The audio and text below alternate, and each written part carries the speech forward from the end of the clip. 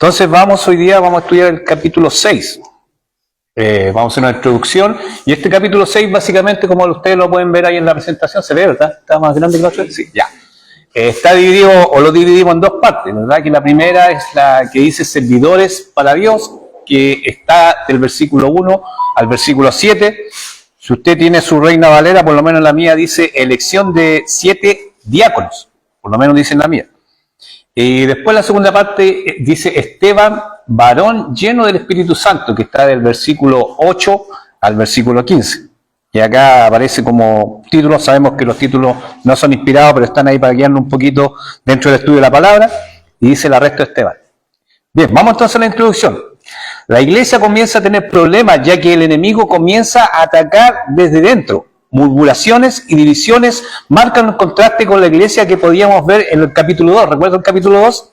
Del versículo 44 al 47, donde dice que tenían todas las cosas en común, que aparentemente era como la iglesia ideal, ¿verdad? Iba todo súper bien hasta ese momento. La gran cantidad de gente que se había convertido hacía necesario que la iglesia se organizara y se eligieran servidores para administrar algunos asuntos que parecían haberse descuidado.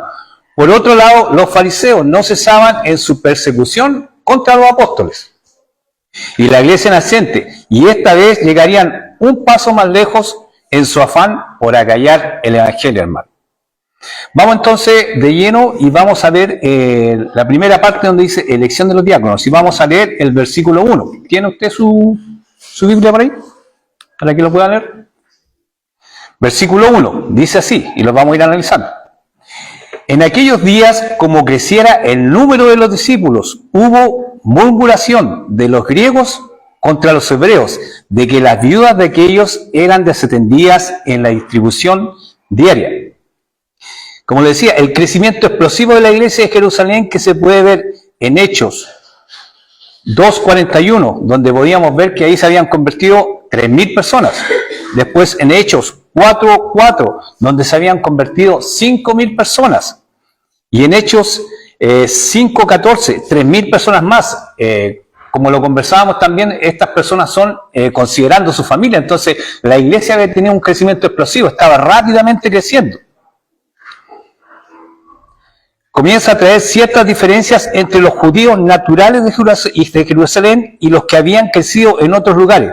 Mire, si bien es cierto que la versión de la Reina Valera acá dice que eran la murmuración de los griegos, dice que eran griegos, ¿verdad? Pero se refiere a ellos como griegos, todavía la iglesia estaba compuesta solamente por judíos convertidos al cristianismo, hasta ese momento, y no por gentiles, ya que recién en el capítulo 8, más adelante, de hecho, Felipe predica al etíope, ¿verdad? En la Reina Valera actualizada, que es otra versión de la Reina Valera, del 2015, se refiere a ellos como helenistas. Y ahí dice, ¿verdad? Murmuración de los helenistas contra los hebreos. ¿Quiénes eran los helenistas? Los helenistas eran judíos de habla griega, que habían adoptado elementos de la cultura griega y vivían fuera de Judea en la diáspora, a pesar de ser judíos, porque eran judíos, ¿verdad? Su cultura era diferente a los judíos hebreos y esto generó tensiones en la iglesia de Jerusalén, ¿verdad? Sabemos que estaba la gente que era de Jerusalén y ellos eran como bien cerrados, ¿verdad? Para ellos eran solamente ellos. Entonces, estos helenistas eran personas que eran judíos que se habían criado fuera de Jerusalén. Por lo tanto, podemos ver aquí que había empezado a haber un tema de discriminación, ¿verdad? O sea, la iglesia, pese a que estaba hasta ese momento bien, había un poco de discriminación con respecto a, como se decía ahí, a la atención de las viudas. A pesar de ser judío, como decía, su cultura era diferente a la de los judíos hebreos, y esto generó tensiones en la iglesia de Jerusalén. Ellos se sentían discriminados por los judíos de Jerusalén en la distribución de los recursos a sus viudas. Recordemos que para los judíos, los dos grupos más vulnerables de su cultura eran ¿quién? No sé si lo recuerda usted. Los huérfanos y las viudas. Esas eran las personas más, entre comillas, más desvalidas que tenían ellos. Y Dios mismo habló de ellos en las leyes humanitarias que estuvimos estudiando en el libro de Éxodo, ¿verdad? Cuando estuvimos estudiando el libro de Éxodo, las leyes humanitarias. Y fíjese lo que dice en el libro de Éxodo, el capítulo 22, del versículo 22 al 24 que está puesto ahí. Si no, no es necesario que lo busque. Dice: a ninguna viuda ni huérfano, Dios hablando, a ninguna viuda ni huérfano afligiréis, porque si tú llegas a afligirles y ellos clamaren a mí, ciertamente oiré su clamor. Y mi furor se encenderá, y os mataré a espada, y vuestras mujeres serán viudas, y huérfanos vuestros hijos. Entonces, como decía, surgió el problema de que suele aparecer en muchas iglesias, cuando sufren un crecimiento repentino, murmuración, falta de preocupación por algunos miembros de la iglesia debido a la falta de colaboradores preparados para administrar a los hermanos en sus necesidades. Yo no sé si usted ha estado en una iglesia más grande, porque esta es grande, pero hay otras iglesias hay iglesias que tienen, no sé, 5.000 personas. Entonces, acá como la iglesia es más o menos pequeñita, todos nos podemos conocer, ¿verdad? Y podemos tener una precaución, es decir, somos más cercanos.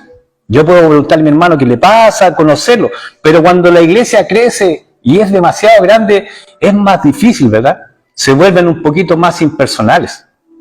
Entonces, evidentemente se empiezan a desatender, ¿verdad? Alguien puede decir, oye, sabes que yo fui a la iglesia y no sé, nadie me miró, nadie me habló, así que no vuelvo. Entonces, este crecimiento hace que se empiece a presentar este problema. Recordemos que ya eran números bastante grandes. Y estas personas que eran los selenistas empiezan a sentir que había un poquito de discriminación contra sus viudas. Versículo 2. Entonces los 12 convocaron a la multitud de los discípulos y dijeron, no es justo que nosotros dejemos la palabra de Dios para servir a las mesas. Sin lugar a dudas, la prioridad de los apóstoles era ¿qué? La predicación del Evangelio. Esa era su prioridad, ¿verdad? Ellos habían recibido directamente de nuestro Señor Jesucristo el mandato de predicar el Evangelio a toda criatura. Por lo tanto, en otras responsabilidades o temas administrativos, se requería organizar a los hermanos para que esta prioridad, el predicar el Evangelio, no fuera descuidada. Ahora fíjense bien, la expresión servir a las mesas, ¿verdad? A nosotros nos da la impresión de que, se sentaban todos a comer y ellos iban a servir las mesas. No, la expresión servir a las mesas no significa que tuvieran que realizar estas personas labores como de garzón, ¿verdad? Sirviendo en las mesas ahí, sino que significa que esta expresión está relacionada con la administración, hermanos, con la administración de los recursos que se disponían para que esta distribución fuera equitativa y evitar que algún grupo dentro de la iglesia se sintiera perjudicado, como estamos viendo acá, ¿verdad? Estamos viendo que en el fondo lo que estaba pasando era que los recursos de la iglesia, recuerden que la gente vendía sus propiedades, como lo vimos en el versículo pasado, traía los recursos y estaban en la iglesia. Por lo tanto, estos recursos tenían que ser distribuidos, pero aparentemente estaban siendo mal distribuidos. Estaban siendo distribuidos tal vez, o los helenistas pensaban que se estaba beneficiando más bien a los judíos de Jerusalén que a los de la diáspora. Entonces necesitaban tener una buena administración.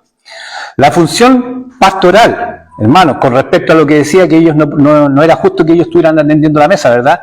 Fíjese que la función pastoral es primordial dentro de todas las iglesias. El pastor es el administrador de parte de Dios de la iglesia, y su responsabilidad principal es ¿cuál? Predicar el Evangelio, ministrar a los hermanos en la palabra de Dios y procurar su crecimiento espiritual por medio de las distintas actividades que se realizan en la iglesia. Es decir, las prédicas, los bautismos, los devocionales y el discipulado. Esta es una labor constante y demanda, hermano, un gran esfuerzo. Dedicación y preparación constante. Por lo tanto, muchas veces es necesario delegar, hermano, responsabilidades en miembros maduros que se encuentren preparados para ayudar en la administración de la iglesia. Es importante entender que el pastor es el administrador de la iglesia, ¿verdad? Ojo, no es el dueño. Porque en muchas iglesias se piensa que el pastor es el dueño de la iglesia y que por lo tanto lo que él dice es prácticamente ley. No, él es el administrador. De parte de Dios, es nuestro líder. De parte de Dios. Y fíjese que su función, como decíamos, es básicamente predicar el Evangelio. Pero como les hablaba, cuando la iglesia crece demasiado, bueno, el pastor no puede estar como se dicen todas, ¿verdad? Por lo tanto, se empiezan a elegir miembros de la iglesia que están preparados, personas maduras, para ayudar en las labores, como lo estamos haciendo muchos de nosotros que estamos en este momento. Ahora podemos ver a los hermanos los hermanos que también vinieron acá a cantar, ¿verdad? Ellos dispusieron en su corazón a ayudar. Fíjese que yo siempre hablo de la iglesia de cuando estuvimos en Antofagasta, porque cuando llegamos a la iglesia en Antofagasta empezamos como del principio de la iglesia. Fue una de las pocas iglesias en donde he estado, donde partimos prácticamente, ellos ya llevaban un tiempo, pero incluso se habían cambiado de lugar físico. Entonces, cuando llegamos allá, claro, pastor, como se dice vulgarmente, aprovechando la fecha, era como circo pobre, ¿verdad? Como director de circo pobre, él tenía que predicar, tenía que hacer la reunión de los miércoles, tenía que cantaba también, me acuerdo. Entonces, en el fondo, él estaba haciendo todas esas funciones, pero la iglesia empezó a crecer. Y ahí empezamos nosotros, también llegamos con mi esposa, mi esposa llegó a colaborarle a la hermana Lisette en la enseñanza de los niños, porque ella estaba embarazada de mellizos. Y estaba casi lista para tener a su bebé. Entonces ya no podía seguir haciendo esa función, así que nosotros llegamos justo en esta instancia, o no justo, sino que Dios nos guió también hacia ese lugar para poder servir. Y así fue como también yo terminé también sirviendo en la enseñanza y otras cosas que había que hacer ahí. Entonces podemos entender que la misión principal de los apóstoles era esa, era predicar el Evangelio y estar en la oración. Por lo tanto, para otras cosas se tenían que sí o sí elegir personas capacitadas. Versículos 3 y 4, para que sigamos leyendo. Dice, y nosotros persistiremos en la oración y el ministerio de la palabra, ¿verdad? Lo que estábamos hablando recién. 3 y 4. Buscad pues, hermanos, entre vosotros, ¿a quién? A 7 varones de buen testimonio, llenos del Espíritu Santo y de sabiduría, a quienes encarguemos de este trabajo. Y nosotros persistiremos en la oración y en el ministerio de la palabra. Por lo tanto, como decía, era necesario escoger servidores calificados para realizar la tarea de administración de los recursos de la iglesia, mientras los apóstoles se dedicaban de lleno a la predicación del Evangelio con milagros y señales, ¿verdad? Recordemos que a través de ellos hacían milagros y señales. Ahora, la palabra diácono, si bien es cierto no se menciona dentro del contexto que estábamos leyendo, la palabra diácono viene del griego diáconos.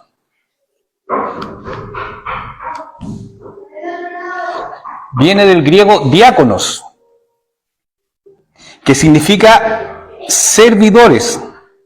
Significa servidor, sirviente o asistente. Estos sirvientes a su vez ejercían un cargo de liderazgo dentro de la iglesia. Debían ser el ejemplo, ellos debían seguir el ejemplo de Jesús que encontramos en Marcos 10:45, ¿verdad? ¿Qué dice ahí Marcos 10:45? Dice, porque ¿quién? El Hijo del Hombre, refiriéndose a ¿quién? A Jesucristo, ¿verdad?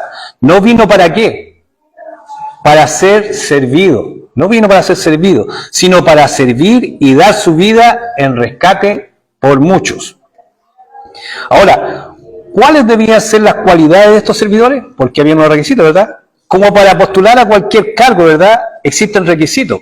Fíjese que yo hace poquito estoy trabajando nuevamente y tuve que ir, como todas las personas que van a postular un trabajo, tuve que ir a una entrevista laboral, ¿verdad? Me entrevisté con la persona y él empezó a preguntarme, bueno, esto, otro, y cualquier trabajo que nosotros vayamos a ir, ¿verdad? Nos piden un currículum, primeramente, y tenemos que tener una experiencia o saber ciertas cosas para poder postular este cargo. Y fíjese que acá no es la excepción. Para poder ser servidor de Dios también los hay, y esto va más allá de tener buena voluntad o capacidad de liderazgo, ya que están relacionados con un servicio espiritual, ¿verdad? Porque podríamos elegir a un hermano, no, es que sabe que ese hermano tiene súper buena voluntad para hacer las cosas, pero estamos hablando de ir un poquito más allá. O ese hermano sabe que ese hermano, yo sé que en su trabajo el jefe de algo, entonces él es líder, pero no estamos hablando de las capacidades que tenemos nosotros como personas naturales, sino que estamos hablando de que vamos a hacer un servicio para Dios, por lo tanto deben ser distintas. Revisemos estos requisitos para poder servir a Dios y que también están puestos ahí, ¿verdad? ¿Cuáles eran? Primero, decía buen testimonio, tener buen testimonio. Una persona de buen testimonio es una persona íntegra, hermano. Es decir, una persona que vive de acuerdo a los valores que predica o defiende, no solamente en el ámbito de la iglesia, hermano, sino en cualquier lugar que esté. Eso es una persona de buen testimonio, ¿verdad? Que no solamente que estemos acá dentro de la iglesia, cuando dice, oh, el hermano acá es espectacular, pero resulta que tal vez vamos donde el hermano vive y... ¿Sí o no? Mejor ni hablar. No le habla a los hermanos, a los vecinos, o ha peleado con algún vecino, o nos enteramos por ahí que pelean día y noche con la esposa. No. Un buen testimonio en cualquier lugar que esté. Segundo, lleno del Espíritu Santo. Bueno, y esto tal vez no tenemos que profundizar mucho porque lo hemos ido viendo a través del desarrollo de este libro, ¿verdad? Cómo el Espíritu Santo actuaba en los apóstoles, ¿verdad? Cuando Pedro empezó a predicar lleno del Espíritu Santo, cuando predicaron, después cuando hicieron sanaciones. Esto quiere decir controlado, hermano.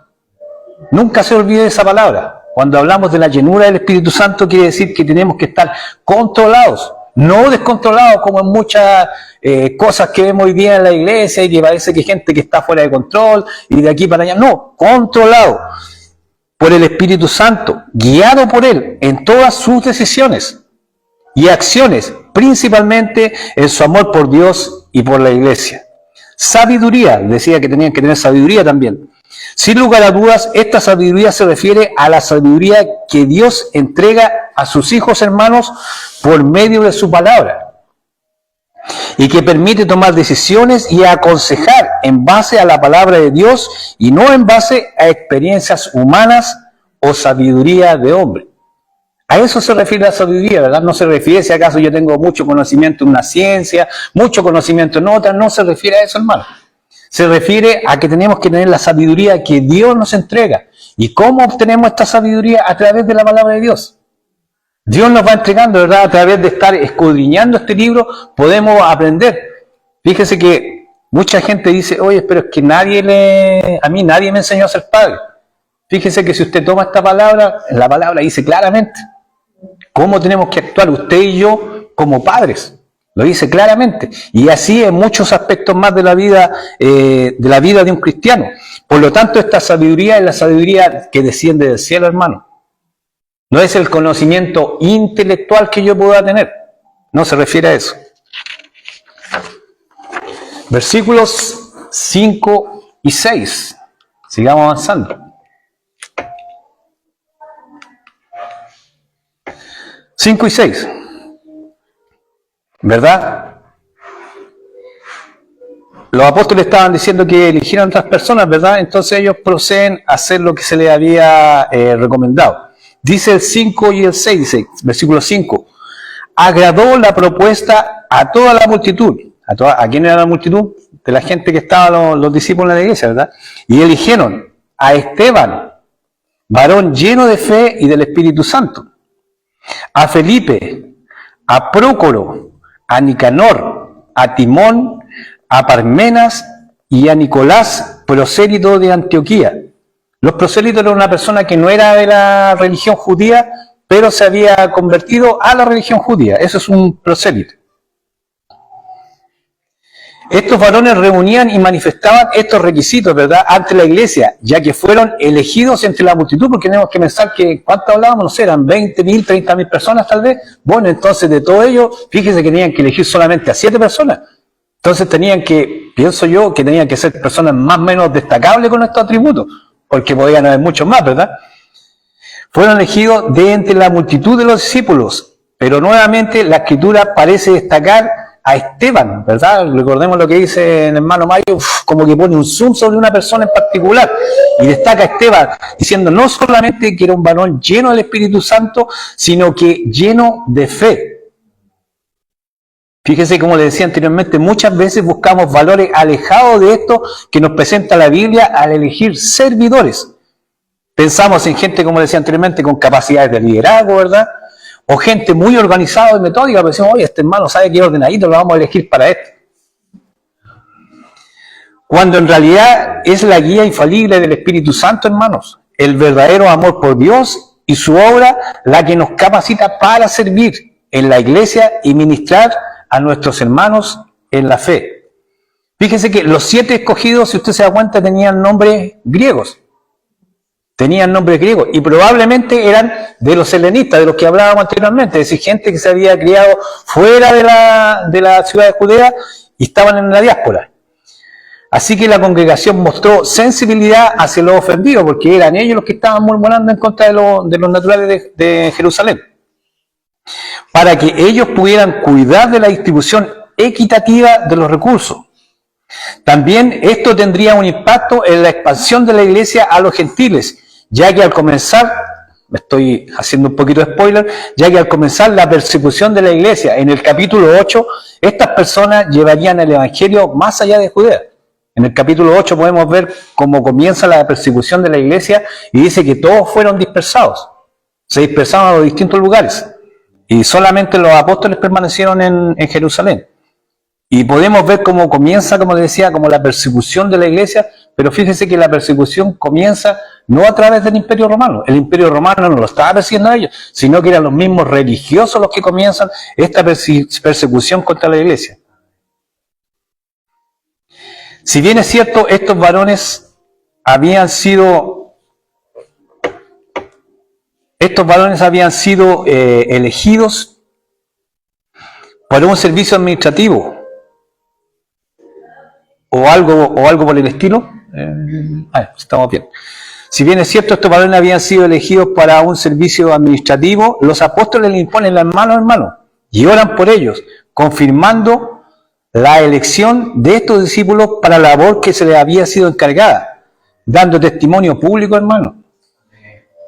Dando testimonio público de que ellos contaban con el respaldo del Espíritu Santo a través de la aprobación de los apóstoles, ¿verdad? Entonces aquí se había producido un problema. Hasta este momento teníamos un problema. La iglesia había crecido, habían empezado las murmuraciones, ¿verdad? El enemigo también, como se dice vulgarmente, había empezado a meter la cola por ahí y habían empezado estas murmuraciones a través del crecimiento de la iglesia. Y había un problema. Los apóstoles, seguramente guiados por el Espíritu Santo, proponen esta solución y se llega a esta solución, ¿verdad? Y en el versículo 7, miren lo que tenemos en el versículo 7.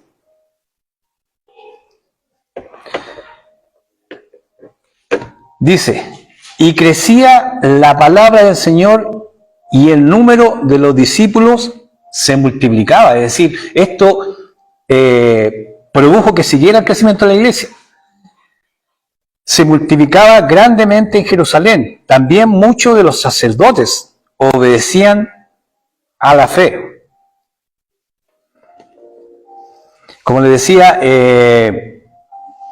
podemos ver en este versículo que la solución a este problema, al problema anterior, ¿verdad?, de la iglesia, sirvió para que ésta pudiera seguir creciendo, hermanos, seguir creciendo e impactando a la ciudad de Jerusalén, a tal punto que incluso los religiosos, ¿verdad?, porque está hablando aquí de sacerdotes, los religiosos se convirtieran al cristianismo. Fíjese, hermano, que de la misma manera, cuando somos capaces de solucionar diferencias al interior de la iglesia, ésta se fortalece, hermanos, y avanza en el crecimiento del reino de Dios. Por el contrario, hermanos, si no somos capaces de resistir las acechanzas del enemigo y no podemos solucionar nuestras diferencias en el amor del Señor, la iglesia se divide y pierde fuerzas y se vuelve fría e indiferente al propósito que Dios le ha dado, que es predicar el evangelio. Amén. Yo no sé si usted conoce una iglesia que los hermanos empezaron tal vez con algún problema u otro, y al final, desgraciadamente, esa iglesia, ¿qué pasó con ella? Y pasa mucho en la iglesia actual, se separó, ¿verdad? Se separó, o sea, el problema tal vez fue escalando a tal nivel que ya no pudieron haber conciliación, ya no eran, como decía ahí, de un mismo pensar, de un mismo sentir, sino que se tuvo que dividir. Y eso perjudica a la iglesia, hermano. La división de la iglesia la perjudica. Yo no sé si usted echa de menos a alguien que debería estar, alguna persona que debería estar aquí, y que tal vez porque pensaba de otra manera, tal vez porque vio algo diferente, ya no está acá. Pero la iglesia tiene que estar unida, hermanos. La iglesia es el cuerpo de Cristo. Cuando nosotros, como decíamos ahí, damos lugar al enemigo, ¿verdad?, empezamos a tener diferencias, pero no somos capaces, en el amor de Dios, de conversar esas diferencias, de poder solucionarlas. ¿Cómo? Con la palabra de Dios. Entonces la iglesia sí o sí se va a dividir. Se va a dividir, va a perder fuerzas, ¿verdad?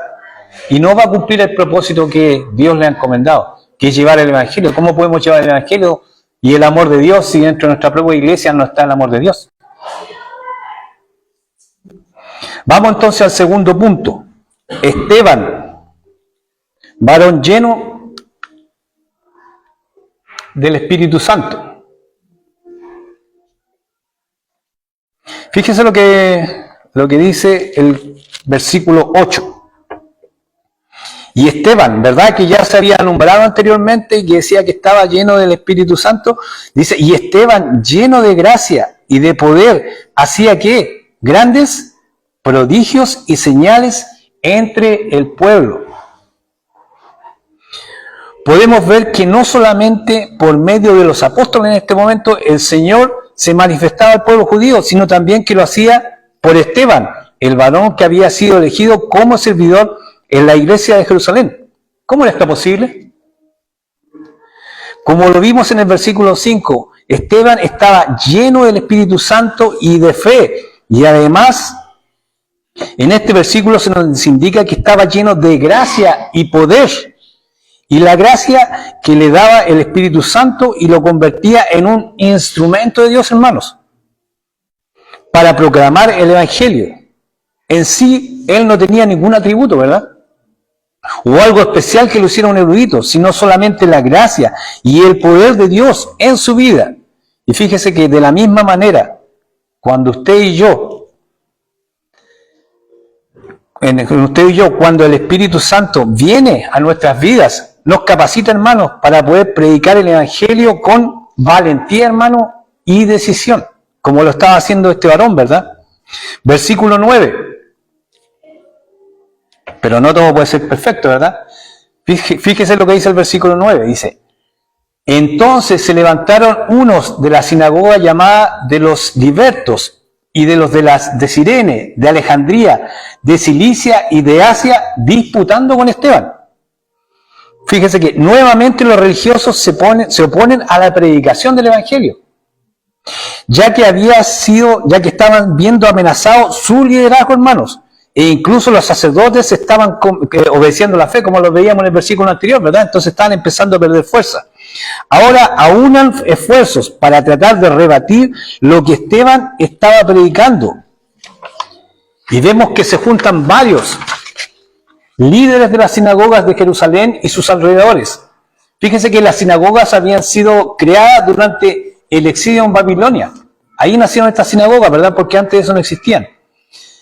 Luego de la destrucción del templo, y funcionaban como centros de reunión. Funcionaban como centros de reunión, para mantener la fe, la unidad y las tradiciones judías.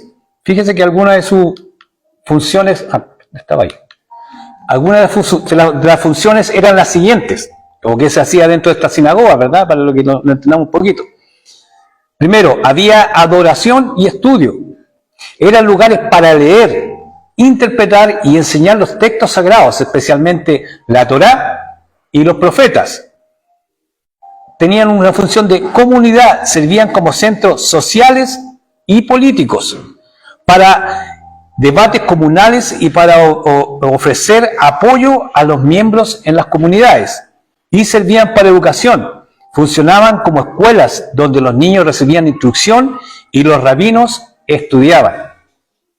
Entonces las sinagogas eran el centro de las tradiciones, hermanos, y la vida político-cultural de los judíos, y ellos se sentían amenazados a perder su poder religioso y político por la aparición de la creciente iglesia de Jerusalén. Es decir, ellos veían que la gente se estaba convirtiendo, ¿verdad? Se convertía al cristianismo, y ellos empezaban a perder este poder, ¿verdad? Porque dice que ellos también tenían un poder político. Lo podemos ver ahí, ellos estaban también, administraban la parte política, aparte de la parte religiosa. Versículo 10 dice, pero no podían resistir la sabiduría y el espíritu con que hablaba, ¿verdad? Con Esteban, ¿verdad? Entonces ellos se juntaron toda una, dijeron, oye, vamos todos juntos y vamos a rebatir a este hombre que está hablando estas cosas. Pero fíjese que no pudieron. Ellos no podían, ¿verdad? Pese a que seguramente habían rabinos, había gente que eran maestros de la ley porque estaban en la sinagoga, pero aún así no podían rebatir lo que estaba diciendo Esteban. Una pregunta, hermano. ¿Era Esteban una persona docta o un maestro de la ley? Probablemente Esteban era un judío que se había criado en la diáspora, es decir, fuera de Jerusalén. Por lo tanto, no era ningún erudito en las Escrituras. Pero su sabiduría venía, hermano, de lo alto. Era controlado plenamente, como dijimos anteriormente, por el Espíritu Santo, quien no solamente le daba palabra para poder predicar el Evangelio con denuedo, sino que le daba la valentía para arriesgar su vida incluso en esta tarea. Por esto, aquellos que pretendían rebatir sus palabras no podían, ya que ante la manifestación del Espíritu Santo, hermano, no hay argumento válido, ¿verdad? Como te decía, trataban de rebatirle, trataban de encontrar alguna cosa, poder decirle, o decirle, no, tú estás equivocado por esto. Pero Esteban se defendía con el Espíritu Santo y daba esta predicación, ¿verdad? De manera que ni siquiera todos ellos juntos, ¿verdad? Se juntaron, dice que se juntaron, aunaron fuerzas. Ni siquiera todos ellos juntos podían rebatir lo que estaba diciendo Esteban. Versículo 11. Versículo 11. Entonces, mire lo que hicieron, hermanos. Sobornaron a unos para que dijesen que le habían oído hablar palabras blasfemas contra Moisés y contra Dios. Bueno, el 12, el 11. Contra Moisés y contra Dios, ¿verdad? Fíjese que la única manera de acallar una verdad irrefutable, ¿sabe cuál es, hermano? Con la mentira. Es la única manera de acallar una verdad irrefutable, que no hay por dónde rebatirla, no hay por dónde negarla. Lo único que se puede hacer es con una mentira. Y ellos se hicieron con él, fíjese, de la misma manera que habían hecho con ¿quién? Con Jesús. De la misma manera. Se coludieron, ¿verdad? Se juntaron para levantar falsos testigos por precio, es decir, les pagaron. Y así poder culpar a Esteban de blasfemia y llevarlo ante el concilio para ser juzgado y condenado, hermano. La desesperación de estos hombres era tal que estaban dispuestos a pagar cualquier precio, hermanos, cualquier precio, con tal de acallar la predicación del Evangelio y su verdad. Para ellos, el fin justificaba cualquier medio, hermano, cualquier medio. Si ya habían hecho lo mismo con Jesús, lo harían con quien fuera necesario. Es decir, era como se dice, su modo operandi, ¿verdad? Si lo habían hecho algo, bueno, ya nos resultó antes, teníamos a Cristo, lo mandamos a crucificar, bueno, hagámoslo con los que vienen detrás de él. Como decía, si ya habían hecho lo mismo con Jesús, lo harían con quien fuera necesario para mantener su liderazgo, hermano, y su estatus. En el fondo ellos no estaban muy preocupados de mantener tal vez la religión judía, sino que estaban más preocupados por lo que iba a pasar con ellos, ¿verdad? La iglesia crecía, tal vez las sinagogas empezaban a vaciar, ¿verdad? Y la gente en vez de ir a la sinagoga, tal vez se juntaban en la iglesia, entonces estaban perdiendo liderazgo, estaban pidiendo poder religioso y político, y eso no le estaba agradando. Estas acusaciones, fíjese que eran de las más graves que se le podían hacer a un judío en esa época, es decir, la de blasfemia. Y su castigo, según el libro de Levítico, era la muerte. Y ahí tenemos, ¿verdad? Levítico 24:16. Fíjese lo que dice con respecto a la blasfemia. Dice, versículo 16, dice, y el que blasfemare el nombre de Jehová ha de ser, ¿qué? Muerto. Toda la congregación lo apedreará, así el extranjero como el natural. Si blasfemare el nombre, que muera. Ese era el castigo por la blasfemia. Versículo 12, dice, y soliviantaron al pueblo, es decir, lo sublevaron, ¿verdad? Lo revolvieron. Y a los ancianos y a los escribas, y arremetiendo, le arrebataron y le trajeron al concilio. Su estrategia para poder llevar a Esteban ante el concilio fue poner al pueblo, a las autoridades y a los ancianos en su contra, ya que sabían que si el pueblo estaba con Esteban, no podrían acusarlo de ninguna cosa. Recordemos que a Pedro y a Juan en un principio no pudieron hacer nada contra ellos, ¿verdad? Porque la palabra dice que el pueblo estaba con ellos, ¿verdad? Estaba con los apóstoles, entonces ellos no podían hacer nada contra ellos, porque, bueno, si hacemos algo contra ellos, nos vamos a echar el pueblo encima también nosotros. Entonces, no pudieron hacer nada contra ellos, ya que ellos tenían el favor del pueblo. Y al ver la sanación del cojo de nacimiento, ¿verdad? Cuando estaban en el templo. Y fíjese que la expresión "le arrebataron" indica que lo hicieron así rápido, como con violencia. Como si Esteban fuera un delincuente peligroso. Fíjese que, como le digo, como no podían hacer nada, o sea, ya estaban, entre comillas, como se dice vulgarmente, dando palos de ciego. O sea, ellos necesitaban hacer algo. Y lo que hicieron fue poner al pueblo contra Esteban. Versículos 13 y 14. Fíjese lo que dice ahí. Y pusieron testigos falsos que decían: este hombre no cesa de hablar palabras blasfemas contra este lugar santo y contra la ley. Pues le hemos oído decir que ese Jesús de Nazaret destruirá este lugar y cambiará las costumbres que nos dio Moisés.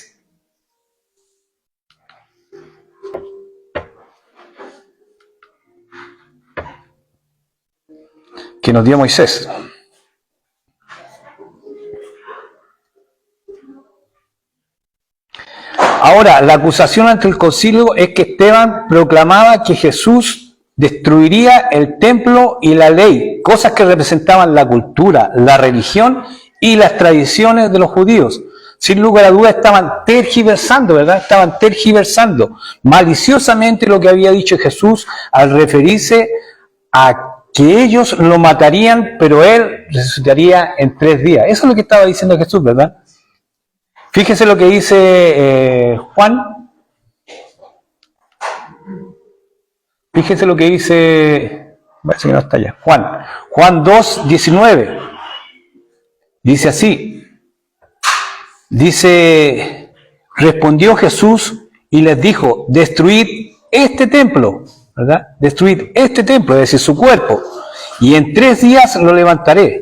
En este punto tenemos un paralelismo con lo ocurrido a Jesús ante el concilio, en donde también se le acusa de querer destruir el templo de Jerusalén. Fíjense ahora lo que dice Marcos 14, capítulo 14, versículos 57 y 58, que también está ahí. Dice: entonces levantándose unos dijeron falso testimonio contra él, diciendo, contra Jesús, ¿verdad? Nosotros le hemos oído decir: yo derribaré este templo hecho a mano y en 3 días edificaré otro sin mano. Entonces este varón estaba siendo acusado falsamente, hermano. Estaba siendo acusado falsamente de predicar la destrucción del templo y sus tradiciones, algo que a los religiosos de ese tiempo definitivamente no le agradaba.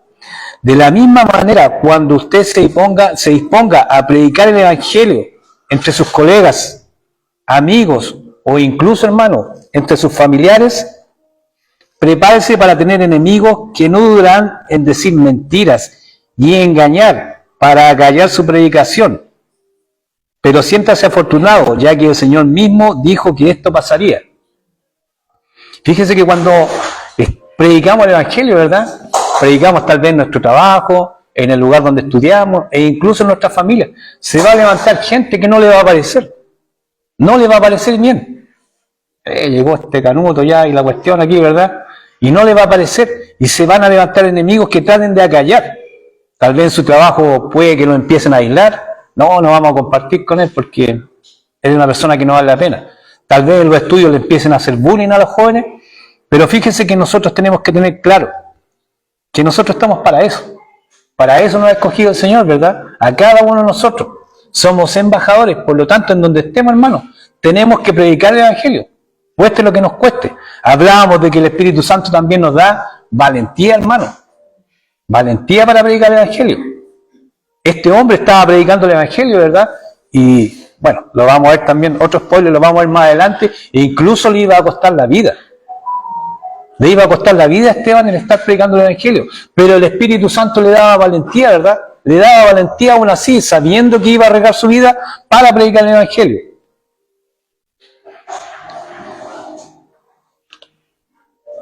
Fíjese lo que dice Mateo 5, versículo 11 al 12, hablando de la bienaventuranza, ¿verdad? Está proyectado ya adelante.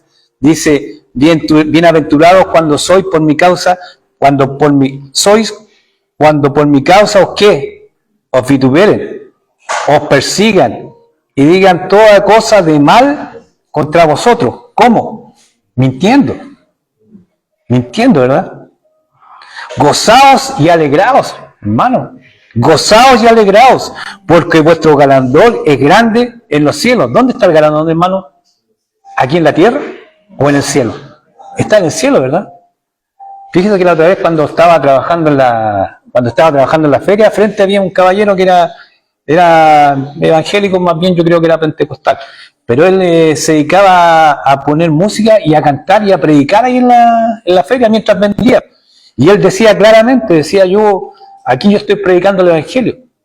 Y tal vez muchos no me van a escuchar, muchos van a decir esta persona tal por cual allá, pero a mí no me importa porque mi galardón no está aquí.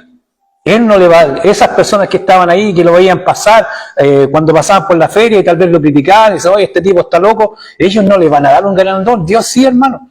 Nuestro Señor Jesucristo, su galardón está en el cielo, no en esta tierra. Para nosotros en esta tierra no hay nada, más que aflicción. Por lo tanto, tenemos que predicar el evangelio. Siéntase afortunado. Siéntase afortunado, ya que el Señor mismo dijo que esto pasaría, ¿verdad? Gozaos y alegraos porque vuestro galardón es grande, ¿dónde? En los cielos.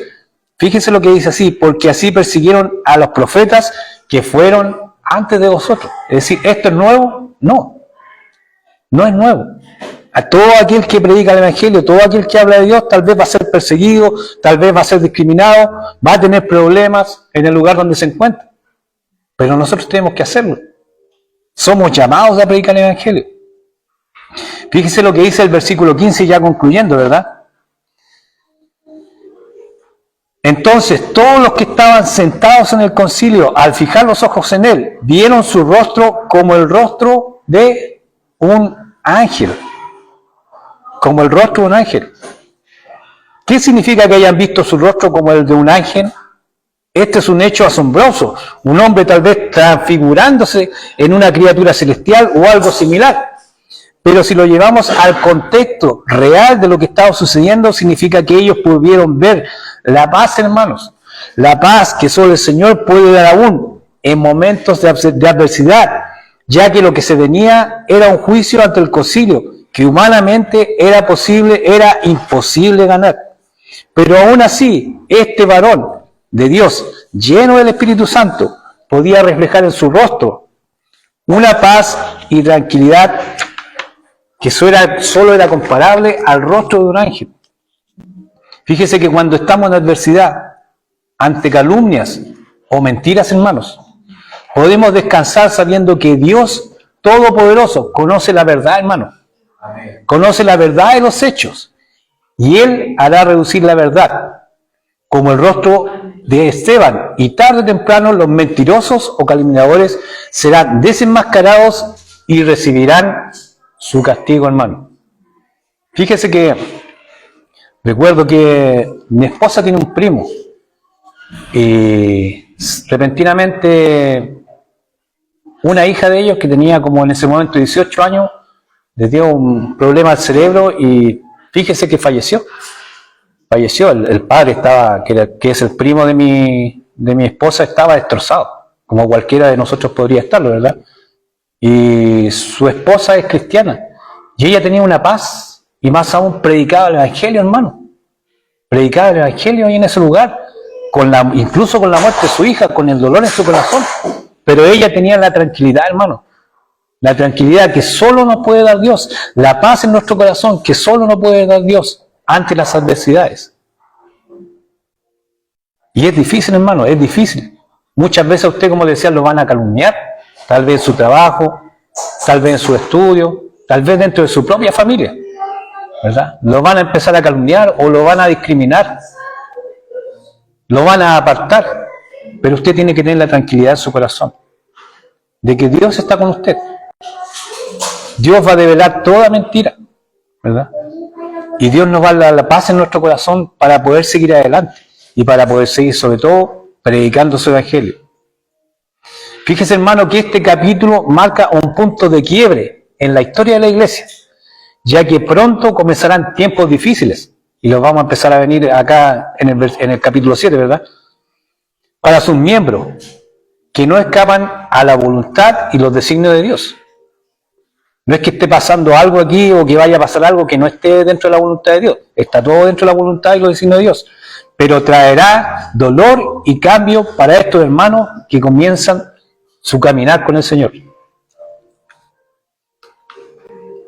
Conclusión. Vamos concluyendo, ¿verdad? Miren, hermanos, como conclusión, primero, no existe iglesia perfecta. No existe iglesia perfecta, ya que está compuesta por pecadores perdonados por la gracia y la bendita sangre de nuestro Señor Jesucristo.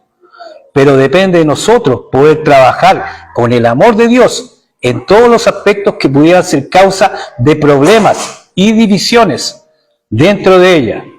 No dar lugar al enemigo y orar constantemente, hermano, por cada uno de nuestros hermanos y en especial por nuestro pastor, ya que él tendrá que rendir cuentas por la administración de esta iglesia, ¿verdad? Tal vez usted y yo no, pero él sí. Segundo, hermano, cuando estemos dispuestos a predicar el Evangelio en nuestro entorno, encontraremos oposición y se levantarán enemigos en nuestra contra. Pero el Señor estará con nosotros, como estuvo con Esteban, para darnos gracia y de nuevo para predicar el Evangelio de nuestro Señor Jesucristo. El Señor les bendiga, hermano. Oremos. Padre nuestro que estás en los cielos, gracias te damos, Señor mío, por esta palabra. Señor, sabemos que muchas veces es difícil predicar el Evangelio, muchas veces requiere mucha valentía, sobre todo ahora que son tiempos difíciles, que son tiempos de mucho rechazo a tu palabra, Señor, pero tenemos ese llamado cada uno de nosotros a predicar el Evangelio, a hablar de tu palabra, Señor, a predicar en tu nombre. Ayúdanos, Señor, cada momento de nuestras vidas, e incluso si es que tenemos que poner en peligro nuestras vidas, seamos valientes, tengamos la valentía que tenía este varón, aún enfrentando a estos líderes religiosos, a estos líderes políticos que se oponían contra él, pero no podían rebatirle al Espíritu que estaba en ellos, el Espíritu Santo, Señor. Danos valentía, Señor. Cuídanos, Señor, ante todo, protégenos, Señor. Pido una oración muy especial, Señor, por aquellos hermanos que tal vez en este momento ya vienen de vuelta a Santiago, los que les tocaron salir, Señor, por todos nuestros familiares tal vez que no están en este momento acá, para que tú los cuides, los protejas, Señor. Protégenos también a su vez en esta semana que se nos viene, Señor, y danos tu valentía para así también poder predicar en el Evangelio en cualquier lugar en donde nos encontremos. En el nombre de nuestro Señor Jesucristo. Amén.